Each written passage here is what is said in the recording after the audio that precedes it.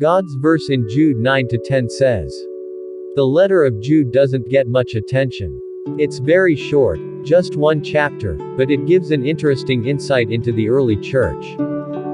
The person mentioned, Diotrephes, has made himself the sole judge of authentic teaching and rejects even those missionaries sent with letters authorizing them to teach and preach, men who have been declared to be preaching truth.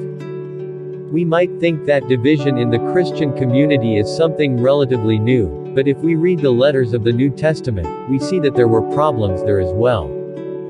The introduction to the letters of Jude as well as the third letter of John talks about Diotrephes as someone who was a leader but who had taken upon himself authority that was not appropriate.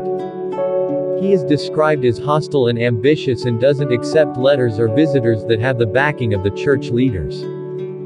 Throughout the centuries, there have been periods of dispute over doctrine and practices, over who has truth behind him or her. I have often thought that it has only been because of the presence of the Holy Spirit that Christianity has survived for 2,000 years.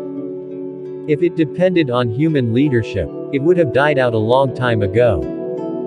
Leaders have been both good and bad, saints and sinners, and yet Christianity is still flourishing in the world. We are not so different today than in the first century, and I, for one, am grateful for the guidance of the Holy Spirit in the past, today, and for years to come.